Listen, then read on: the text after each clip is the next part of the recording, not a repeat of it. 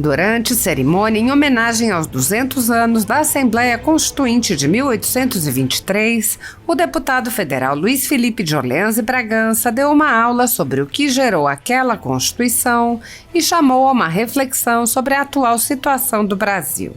O deputado explicou que a Constituinte de 1823 foi criada em um momento em que na Europa havia um conflito entre o velho regime, que embasava as monarquias, e as novas ideias liberais, que defendiam que o poder deveria emanar do povo. Bragança explicou que em locais em que as novas ideias foram impostas abruptamente, através de revoluções, houve movimentos de retorno do velho regime e dos absolutismos, inclusive com amplo apoio popular. O deputado disse, e assim ocorreu com toda a tentativa revolucionária exagerada na Europa. Ele explicou que a imposição de uma Constituição liberal não teve sucesso porque foi muito precoce.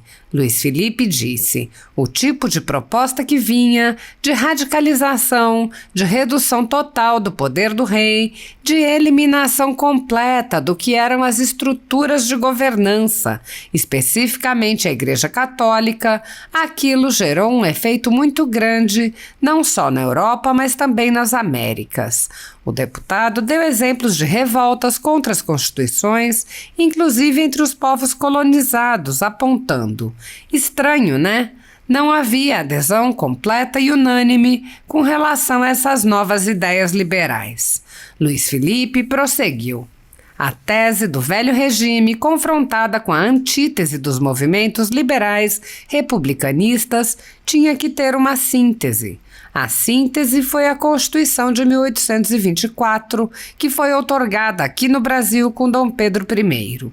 Ela era a síntese que equilibrava aspectos do velho regime com as novidades do liberalismo. É isso que equilibrou o país Brasil.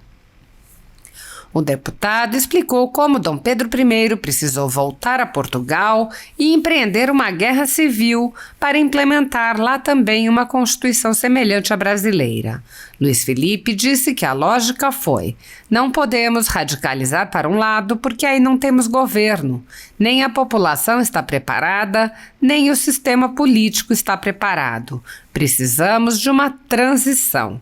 E foi isso que Dom Pedro I fez. Não só uma transição aqui no Brasil, que pacificou todo o século XIX no Brasil, mas também lutou contra o irmão Miguel, que tinha vencido em 1823.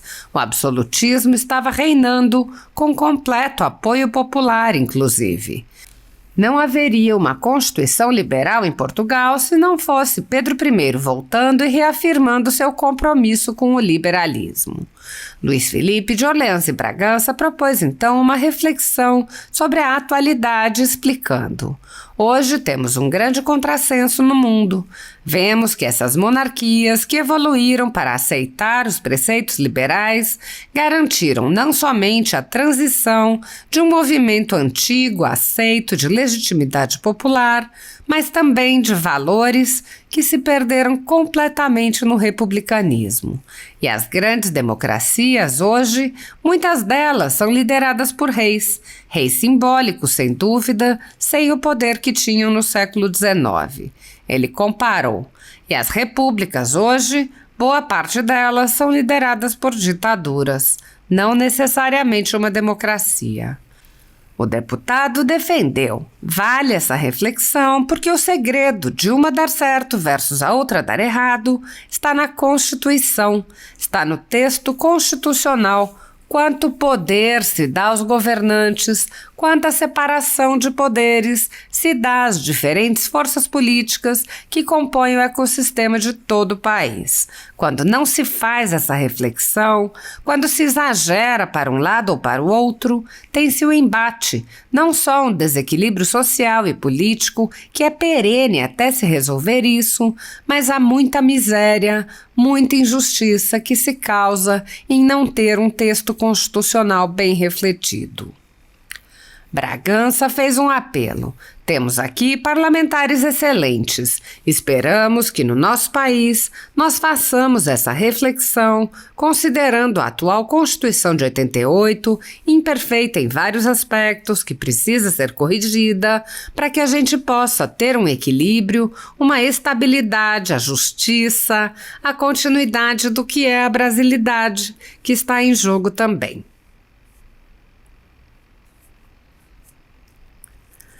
As prisões políticas após o dia 8 de janeiro são alguns dos mais recentes sinais de que no Brasil os cidadãos não vivem em uma democracia. Para um grupo de pessoas e empresas, a tirania ganha contornos de implacável perseguição política e ideológica, e esse grupo marcado vem sendo perseguido há muito tempo, com medidas arbitrárias como prisões políticas, buscas e apreensões, censura, bloqueio de redes sociais e confiscos. A Folha Política já teve todos os seus equipamentos apreendidos a mando do ministro Alexandre de Moraes do Supremo Tribunal Federal.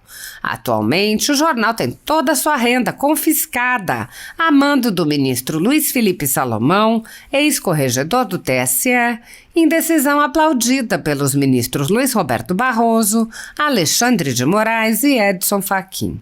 Segundo a velha imprensa, que participa ativamente dos inquéritos políticos conduzidos em cortes superiores, a intenção é impedir o funcionamento do jornal, privando-o de sua fonte de renda.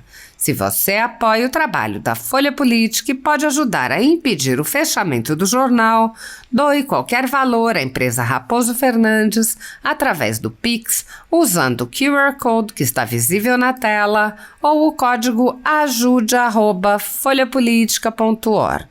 Caso não utilize Pix, há a opção de transferência bancária para a conta da empresa Raposo Fernandes, disponível na descrição deste vídeo e no comentário fixado no topo. Há mais de 10 anos, a Folha Política vem enfrentando a espiral do silêncio imposta pelo cartel midiático e trazendo os fatos da política brasileira. Pix ajude@folhapolitica.org. Assista.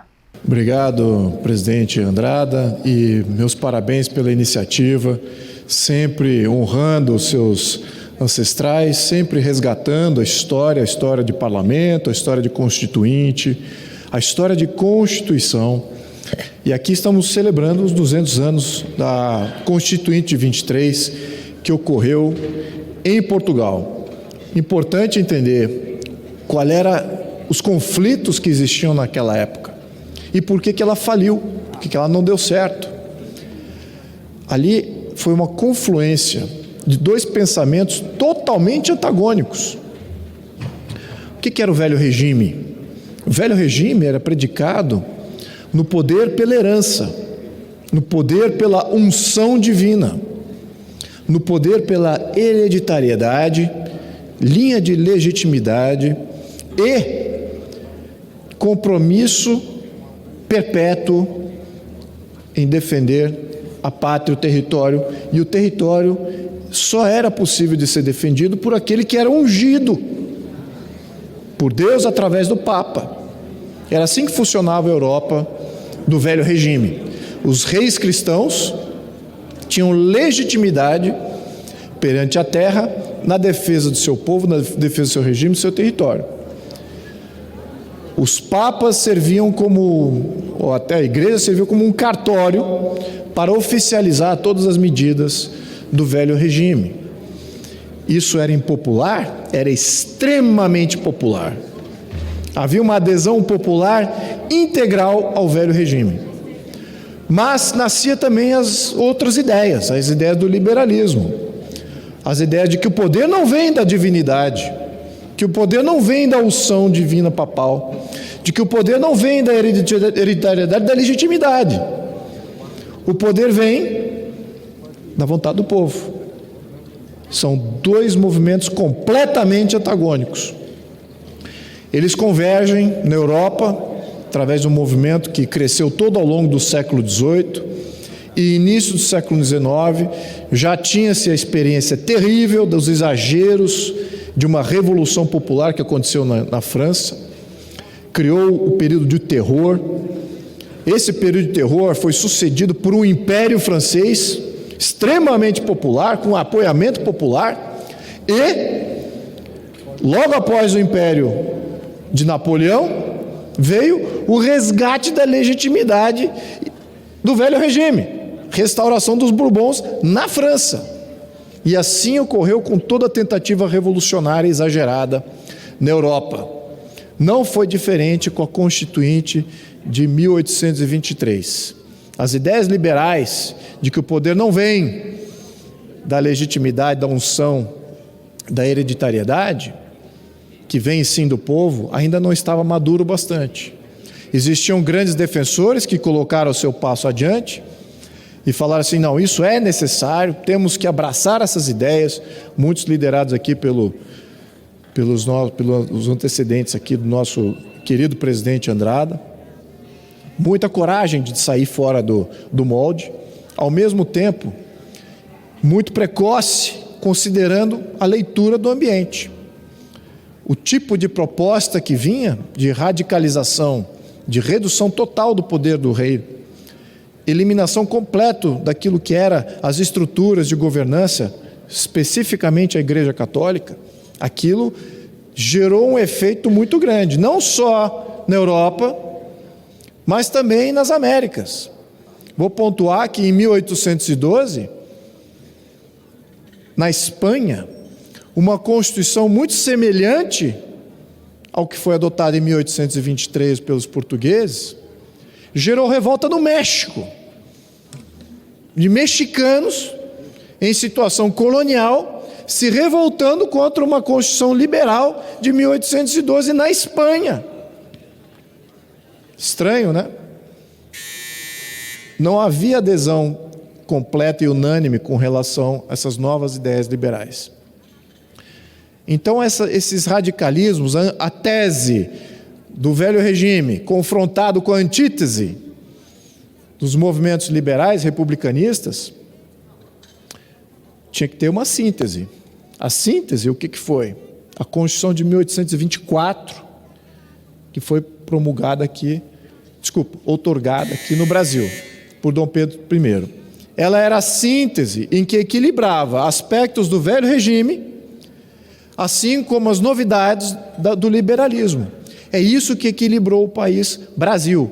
E foi exatamente isso que combateram unha e sangue em Portugal para implementar em 1826.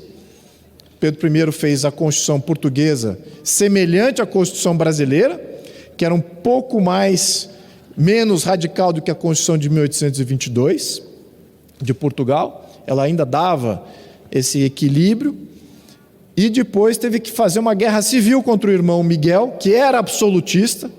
Pedro I representava a síntese dessas duas ideias, fazendo: não podemos radicalizar para um lado, porque aí não temos governo, nem a população está preparada, nem o ecossistema político, burocrático está preparado, precisamos de uma transição. E foi isso que Pedro I fez. Não só uma transição aqui no Brasil, que pacificou todo o século XIX do Brasil, assim como, voltando para Portugal, lutou contra Miguel, que era absolutista e tinha vencido. Miguel tinha vencido em 1823. O absolutismo estava reinando com completo apoio, popular inclusive. Não haveria uma Constituição liberal em Portugal se não fosse Pedro I voltando e refincando o seu compromisso com o constitucionalismo. Aqui vale a reflexão do que temos hoje.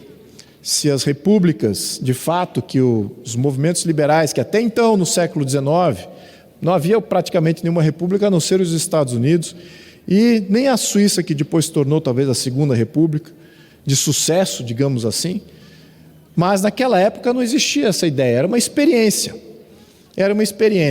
e assumia-se que aquilo era democracia. E hoje temos um grande contrassenso no mundo. Vemos exatamente que essas monarquias que evoluíram para aceitar os preceitos liberais garantiram não somente a transição de um movimento antigo, aceito, de legitimidade popular, de historicidade e também de valores que se perderam completamente no republicanismo, E as grandes democracias hoje, muitas delas são lideradas por reis simbólicos, sem dúvida, sem o poder do que tinha no século XIX. E as repúblicas hoje, majoritariamente, boa parte delas são lideradas por ditaduras, não necessariamente uma democracia. Vale essa reflexão, porque o segredo de uma dar certo versus a outra dar errado está na Constituição, está no texto constitucional. Quanto poder se dá aos governantes, quanta separação de poder se dá às diferentes forças políticas que compõem o ecossistema de todo o país. Quando não se faz essa reflexão, quando se exagera para um lado ou para o outro, tem-se um embate, não só um desequilíbrio social, político, que é perene, até se resolver isso com muito mais reflexão, mas há muita miséria, muita injustiça que se causa em não ter um texto constitucional, bem refletido. Temos aqui parlamentares excelentes, o Andrada aqui vem de uma longa linhagem de pensamento constitucional. Esperamos que no nosso país nós façamos essa reflexão, considerando a atual Constituição de 88, imperfeita em vários aspectos, que precisa ser corrigida, para que a gente possa ter um equilíbrio, uma estabilidade, a justiça, a continuidade do que é a brasilidade, que está em jogo também. Meus amigos, muito obrigado, essa é a minha reflexão. Bom dia.